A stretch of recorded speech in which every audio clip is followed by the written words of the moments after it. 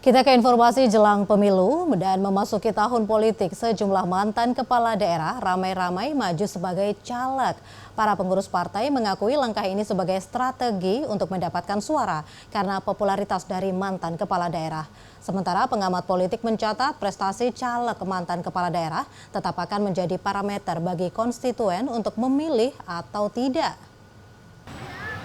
Pertanyaannya, ada nggak sih yang namanya mantan spesial? Ada nih, yakni mantan kepala daerah. Nah, di kontestasi pilihan legislatif tahun 2024 nanti, ini banyak loh mantan kepala daerah yang nyalek. Tak terkecuali di Provinsi Jawa Timur dengan 38 kabupaten kota, ini 8 mantan kepala daerahnya ini nyalek. Nah, mayoritas dari mereka ini memang sudah berakhir masa jabatannya di akhir tahun 2023 ini. Namun ada juga loh yang sampai mengundurkan diri. Ini mah mantan spesial. Para pengurus partai politik pun pada kompak nih pendapatnya, menyatakan dengan mengangkat mantan kepala daerah ini memiliki keunggulan, mulai dari popularitas hingga elektabilitasnya. Yang pertama tentu saja kematangan ya. Kita melihat kematangan seseorang di dalam berpolitik, berbangsa dan bernegara. Tentu saja yang mantan kepala daerah maupun wakil kepala daerah ini akan jauh lebih bagus, lebih baik, lebih punya kualitas karena dia berpengalaman. Itu yang pertama. Yang kedua tentang bagaimana hubungannya dengan elektoral, tentu saja akan lebih bagus.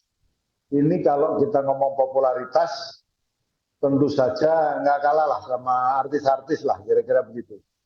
Ya, karena artis ini juga punya popularitas yang bagus. Nah, namanya incumbent adalah mereka sudah melakukan kinerja, mereka sudah berbuat, mereka sudah beri kontribusi kepada masyarakatnya. Tentu ketika akan tampil kembali, akan menjadi skala prioritas untuk masyarakat menentukan pilihannya. Karenanya partai kami, semua kader potensi, terutama para incumbent, wajib hukumnya untuk bertarung, kira-kira kayak gitu. Baik itu di ranah legislatif maupun di eksekutif. Sejalan dengan itu, Guru Besar Ilmu Politik Universitas Airlangga, Profesor Kacung Marijan menyatakan ini memang menguntungkan double bagi partai politik. Khususnya bila pilihan legislatif dan juga pilkada berikutnya ini ada rentang agak lama, meskipun hanya beberapa bulan. Pasalnya, caleg yang juga potensial menjadi pimpinan kepala daerah berikutnya bisa mendapatkan dua keuntungan. Yang pertama, di pilihan legislatif bisa dapatin kursi untuk partainya. Nanti di pilkada berikutnya bisa ikutan lagi dan berpeluang menjadi kepala daerah. Ini syaratnya tentunya ini masih incumbent kepala daerah yang masih satu periode. Tapi intinya dapat double, kursi dapat, kepala daerah dapat double deh. Dengan majunya mereka sebagai calon anggota legislatif, kemungkinan terpilih itu besar.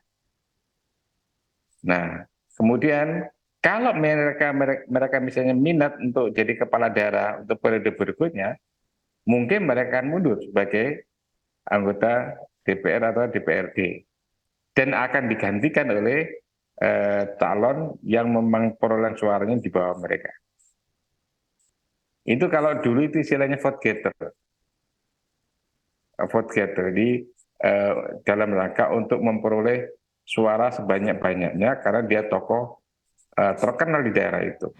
Ya, tingginya elektabilitas dari caleg mantan kepala daerah ini tentunya tidak serta-merta didapat ya. Ini semua tentunya bergantung dari prestasi caleg mantan kepala daerah ini saat menjabat, bagus atau tidak, hingga masyarakat bisa menentukan dipilih atau tidak ya.